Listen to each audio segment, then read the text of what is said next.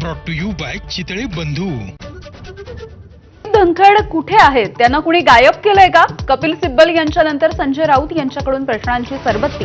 Kapil Sibal supreme कोर्टामध्ये habeas corpus दाखल करण्याच्या तयारीत।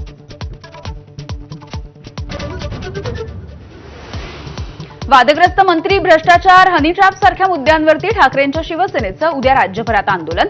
उद्धव ठाकरे दादरमध्ये आंदोलन करणार, तर दिल्लीमध्ये इंडिया आघाडीचा निवडणूक आयोगावरती मोर्चा। विधानसभा निवडणुकीमध्ये 60 ते 65 जागा जिंकून देण्याची गॅरंटी देणारे लोक उद्धव ठाकरेंनाही भेटले। संजय राऊत यांचा गौप्यस्फोट। सत्ताधारी लोक ईव्हीएम मधूनच निवडणुका जिंकत आहेत असा भेटणाऱ्यांनी दावा केल्याचीही माहिती।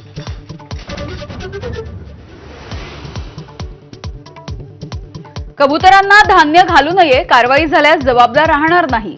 दादर कबुतरखाना ट्रस्टनं लावले फलक। कबुतरखाना परिसरामध्ये स्थानिक पोलिसांसह दंगल नियंत्रण पथकही तैनात। वाळू तस्करी थांबली नाही तर जिल्हाधिकारी आणि पोलीस अधीक्षक जबाबदार। वाळू माफियांच्या विरोधामध्ये महसूल मंत्री चंद्रशेखर बावनकुळे आक्रमक। अवैध वाळू उत्खनन, वाहतूक करणाऱ्यांना एमपीडीए लावण्याचेही निर्देश।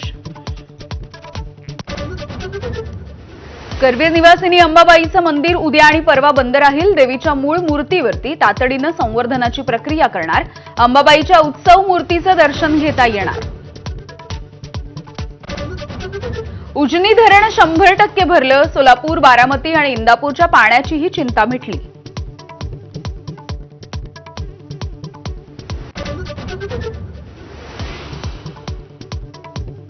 बुलडाणा जिल्ह्यामध्ये सिंदखेड राजा आणि देऊळगाव राजा तालुक्यामध्ये अतिवृष्टी। 2 दिवसांच्या मुसळधार पावसामुळे शेतांना तलावाचं स्वरूप, तर तालुक्यांमध्ये मात्र पावसाची प्रतीक्षा।